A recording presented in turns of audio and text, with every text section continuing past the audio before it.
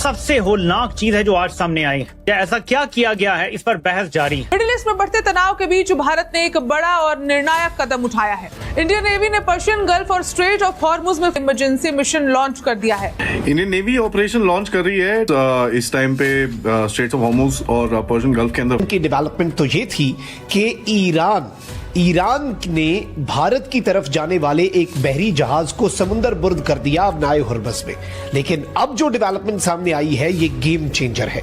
और इस बीच एक बड़ी खबर आ रही है। हॉर्मुज के पास भारतीय जहाजों पर हुई गोलीबारी के बाद भारतीय नौसेना ने एक जरूरी एडवाइजरी जारी की है। बहुत बड़े बड़े एक्सपर्ट्स सोशल मीडिया पे इस पे बहस कर रहे हैं। वो लोग जिन्होंने PhDs कर रखी हैं वो इस पे बहस कर रहे हैं। यही वजह है कि भारत सरकार ने मल्टी मिनिस्ट्री टास्क फोर्स के साथ मिलकर इस बड़े ऑपरेशन को अंजाम देना शुरू कर दिया है। अदन की खाड़ी में युद्धपोत तैनात कर दिए, लाल सागर में भी एक्टिव मोड अपनाया और साफ संकेत दे दिया कि भारत अब सिर्फ देख नहीं रहा, एक्टिव प्रोटेक्शन मोड में आ चुका है। तो भारत के वजीर-ए-आज़म नरेंद्र मोदी ने पार्लियामेंट में बड़ा सख्त खिताब किया है।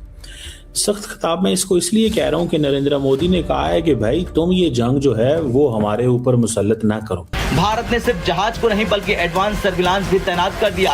P-8I पोसाइडन विमान अब लंबी दूरी तक निगरानी करेंगे, भारतीय जहाजों को एस्कॉर्ट करेंगे, किसी भी खतरे पर तुरंत चेतावनी देंगे। और उसके बाद जो है वो ये जो बात हुई है ये मेरे लिए काफी ज्यादा परेशान कुन बात है। भारत का परचम लहराता हुआ ये नजर आएगा। वो कैसे कि closure of Hormuz strait is unacceptable. It means कि इंडिया स्टैंड्स विद इजराइल। हालात इतने गंभीर हो चुके हैं कि कई पोर्ट्स ने गल्फ के लिए शिपमेंट रोक दी है। ऐसे में ये ऑपरेशन भारत के लिए बेहद अहम बन जाता है। Indian navy is launching some sort of an operation और ईरान की गवर्नमेंट की तरफ से भी एक स्टेटमेंट आया कि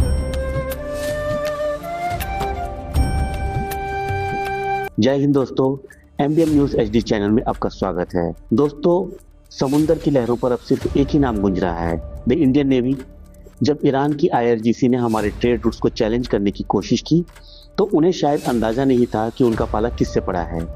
ये नया भारत है जो अब सिर्फ डिफेंस नहीं सीधा ऑफेंसिव मोड में ऑपरेट करता है। जैसे ही इंडियन शिप्स पर थ्रेट आया, हमारे 8 पैसे हाइपोसाइडो एयरक्राफ्ट ने आसमान से और गाइडेड मिसाइल डिस्ट्रॉयर्स ने पानी से ऐसा घेरा डाला कि दुश्मन के होश उड़ गए। नो मोर वार्निंग्स, नो मोर वेट, सिर्फ इंस्टेंट डिस्ट्रक्शन। अदन की गल्फ से लेकर रेड सी तक हमारे कमांडोज ने एक real time rescue operation execute किया है जो किसी हॉलीवुड मूवी से कम नहीं। इंडियन नेवी ने साफ कर दिया है कि इंटरनेशनल वाटर्स किसी की बपोती नहीं है। अगर हमारी सप्लाई चेन को टच किया तो समुद्र के बीच ही कब्रिस्तान बन जाएगा।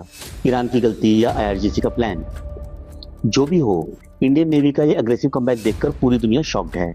हम रुकेंगे नहीं, हम झुकेंगे नहीं, हर काम देश के नाम।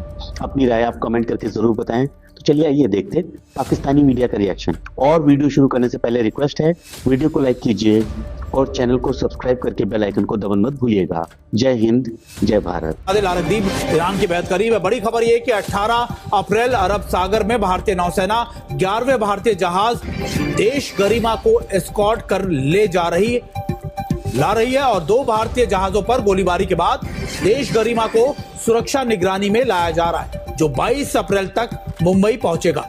यह भी जानकारी मिली है कि फारसी खाड़ी में अभी भी 14 भारतीय जहाज फंसे हुए और हॉर्मुज पार करने का इंतजार कर रहे हैं। भारतीय नौसेना लगातार इन भारतीय जहाजों के संपर्क में है। फारस की खाड़ी के बिल्कुल नजदीक भारतीय नौसेना के 7 जहाज तैनात किए गए हैं। टर्निंग पॉइंट हो गया, इशारा दे दी और गैर मामूली सिक्योरिटी के इकदाम भी देख रहे हैं के आसपास। तो डू यू थिंक कि कुछ ऐसा बड़ा होने जा रहा है? मैं देख रहा हूँ कि हमारे मीडिया में क्या तबसरे हो रहे हैं। मैं इस दुनिया के मीडिया के अंदर भी जो तबसरे हो रहे हैं वो भी देख रहा हूँ, सुन रहा हूँ। बड़ी एक इंटरेस्टिंग डेवलपमेंट हो रही है। वो ये कि जो मीडिया है हमारा वो बड़ा ऑप्टिमिस्टिक है। वो बहुत उनको पुरअमन एक रास्ता नजर आ रहा है कि अब अमन होने वाला है, ब्रेक थ्रू होने वाली है। अब भारत खुद अपने जहाजों की पहचान ईरानी नौसेना तक पहुंचाएगा ताकि गलतफहमी की गुंजाइश खत्म हो जाए। लेकिन साथ ही अगर चेतावनी के बाद भी हमला हुआ तो जवाब तुरंत और सख्त होगा। ईरान की पूरी रणनीति चोक पॉइंट कंट्रोल पर आधारित है, खासकर स्ट्रेट ऑफ हॉर्मुज। लेकिन भारत ने बता दिया कि समुद्र किसी एक देश की जागीर नहीं है। इंटरनेशनल ट्रेड रूट्स पर एक तरफा नियंत्रण स्वीकार नहीं होगा। ये सिर्फ बयान नहीं, ये भारत की समुद्री नीति का मूल सिद्धांत है। दोस्तों, भारत के नेशनल सिक्योरिटी एडवाइज़र जो हैं वो सऊदी अरब पहुँचे हैं। ये बड़ा सिग्निफिकेंट ट्रिप मुझे लग रहा है। उसकी वजह ये है कि आपने देखा होगा कि प्राइम मिनिस्टर मोदी ने क्या नाम है उसका, जयशंकर साहब को भेजा था वहाँ पे यूएई में, और मोदी साहब ने भेजा है एनएसए को सऊदी अरेबिया। उनकी मुलाकातें काफ़ी लोगों से हो रही हैं वहाँ, और ये मुलाकातें बताती हैं कि Indians are very much interested कि उनकी एनर्जी सप्लाई लेन जो है वो बंद ना हो। यूएई के साथ जो उन्होंने करना था या होना था वो तो चलो सारा हो रहा है या कर रहे हैं, लेकिन यूएई में आपको पता है उन्होंने उनको भेजा था, क्या नाम है उनका, हमारे जो है जयशंकर साहब को भेजा था। मोदी साहब ने इनको भेजा है कि भैया हमारा तेल की सप्लाई चेन मुतासर नहीं होनी चाहिए। असल चीज़ है वो एनर्जी के हवाले से है और कुछ नहीं है। और दूसरा ये है कि इनको इस चीज़ का पता है कि ये they were there to check the temperature देखने गए थे कि सऊदीज़ का क्या टेम्परेचर है, क्योंकि Saudis are very close to Pakistan now. ठीक है ना जी।